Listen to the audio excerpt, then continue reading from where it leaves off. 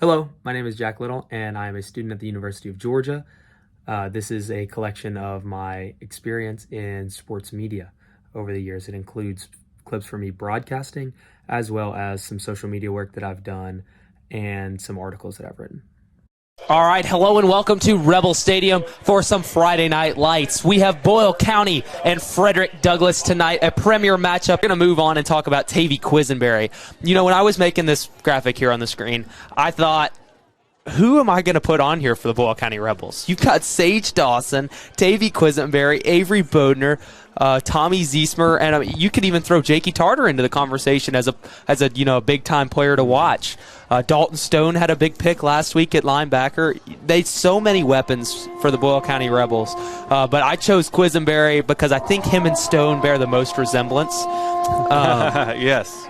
So Quisenberry has 27 touchdowns, Stone with 25. Quisenberry's quickness is unrivaled, and Stone has some unbelievable speed. Quisenberry obviously very fast, Stone very quick, but the speed is what sets Stone apart, and the quickness is what sets Quisenberry apart. And I think that these two guys are both going to be players to watch for all of you all tuning in tonight to our BCSN broadcast, because both of them are superstar athletes who have D1 futures in football, and man, I'm excited to see these two guys go out face off against each other. Man, it's going to be fun. I mean, you're Davon Hart in the backfield instead of Horton. Got two to his left. He is going to give to Hart, who breaks. And that's a first down run down to the 20-yard line.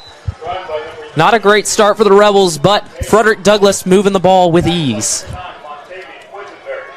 It's a great first 2 plays from scrimmage, Matt. Yeah, absolutely. You know, Coach McPeak, whenever you were talking to him in pregame, he mentioned it, but Frederick Douglass platoons, you know, they've got an offensive set of players and they've got a defense. Boyle County, a lot of these guys are playing both sides. So, you know, whenever you see turnover on downs, those guys stayed on the field for Boyle County as Douglass brought out their offense. Back to Hart. Got space. Another first down run down to the 5. No question, this game is being won in the trenches. Frederick Douglass is doing what they want to do on offense. Boyle County not getting any kind of penetration on defense. And then on the other side of the football, Douglass is doing the exact opposite. They're getting into the Boyle County backfield before Boyle County can get the ball out. 3 in the backfield now for Douglass. I'd be shocked if they threw the ball. No need. Nope.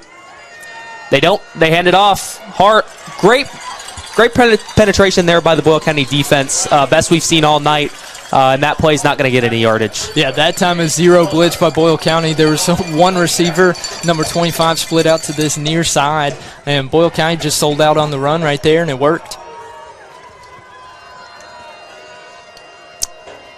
Going to go with 2 receivers this time to try to negate that zero blitz again. This time Hart lines to Carpenter's right. Still a heavy set in for Douglass. They hand off.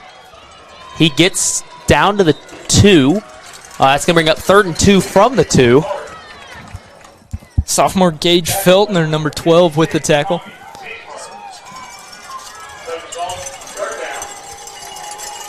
Gage Feltner's stepped in and filled the role for Boyle County. Probably didn't expect to get a whole lot of minutes prior to the season, but he's done a fantastic job with the minutes he's gotten. Man in motion. 3rd and very short, trying to get him to jump. They're doing it every play. Smart by Douglass here. You know, looking over to the sideline. They can go fast or they can go slow. It doesn't matter to them. They hand off. This one's to Ty Bryant, and he is driven back. Loss of 2 yardage. That's going to bring up 4th and 3 from the 3, and they're going to bring out the field goal unit. Of the year, with the Locomotive, tomorrow will be the last game. What's your experience been like? Have you enjoyed it? You know, what have been some highs and some lows from this year? Hard count again. Central's done a better job this half of not jumping, Seth. They have, but is it cost them to coming off the football though? It may have, as Bodner picks up big gain. Yeah, you know, the push by the offensive line I think that's the story of the night. You know, we talked about some of the skill players and how good they've been before the game. You know, we talked to our players to watch, but you got to talk about big number 66, Andrew Hardwick, Tommy Ziesmer, Colt Kelly, John Turpin, the guys up front, Austin Gorley. These are the guys that have just put it together tonight. Jace Crow, I see down there, Cooper Brummett, guys that have just had a great night and have dominated Louisville Central on the offensive line like no other team not named St. X or South Warren has done this season.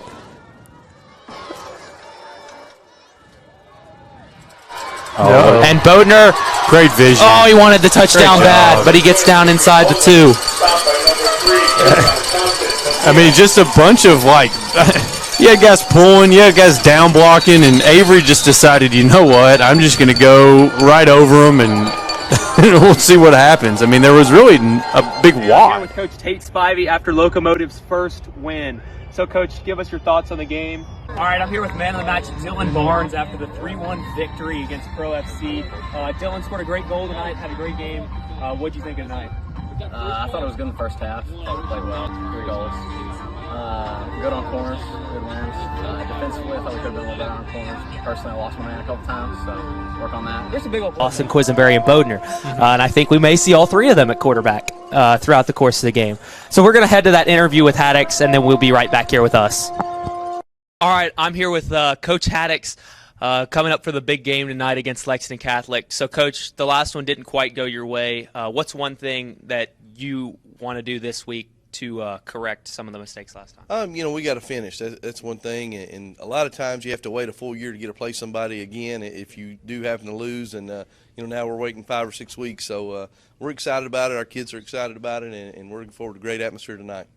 Yeah, you mentioned the guys being excited. You know, what has the atmosphere been like this week? You know, Catholic Week is always a big week at Boyle County. So tell us a little bit about the atmosphere. Well, you put that on top of win and go home, that kind of adds a little extra to it in playoff time. And our kids are excited, and they should be practicing better in week 13, obviously at the end of the year, and we want to continue to keep playing. All right, so what are your keys to the game tonight? We got to limit the big play. That's one thing. And then we've got to get off the field on third down. That was something, if you look back at the previous game, they had some long drives, and we had third downs where we could get them off the field, and they made plays. So, and we got to finish. We get up or whatever, how it happens, we got to play 48 minutes. Yeah, absolutely. So, Coach, I think a lot of people here in the community are wondering who's starting at quarterback tonight. Well, we've got three guys that can play quarterback. You got Avery, you got Sage, and you got Tavy. Guess you just got to show up and see who's going to do it. Yeah, you got to show up to Boyle County tonight. All right, we're underway here at Rebel Stadium. East Jessman will look to swing the ball. Looks like they're also going to be in a 4-3-3. Yeah, 4-3-3, I've seen it pretty common throughout the season in boys and girls, especially the girls' soccer. They like to use the 4-3-3 formation. So what advantages does that give? Yeah, so the 4-3-3, when you look at it, you're giving up these spaces from about the 30 to the 30 in between your fullbacks and your wingers, but you're almost fine with that because they're not very dangerous out there. It's a long cross into the box, and I'd imagine both teams have confidence in their center backs to win that ball in the air. Yes. It allows you to take advantage of skilled and speedy wingers, which Boyle County certainly has. Yeah, with Peyton Reagan Bug. Britt, Peyton Bug. Oh, yeah, you've got Peyton Bug. Reagan plays in the middle, and then Maggie may switch it to her here. Didn't find her, but Maggie Burke over there on that left wing is extremely pacey as well. That's so dangerous when you're playing against Boyle, I think. You've got to always be aware of the speed that those two have. Yeah, you can't ever settle against Boyle County because they can attack you from any angle, and you won't expect it. Maggie swings wide to Britt. This looks like it could be it for the Rebels. Off the post, no good. Off the post, Bugs. I think it was Peyton Bug trying to rebound that one, get it back in. She was, just couldn't quite get enough on it. That's a good sign for the Rebels, though. They didn't convert a goal there, but they had 2 pretty clean opportunities, so that's a good sign. Yeah, that's always what you want to do inside the first 5 minutes, get a goal.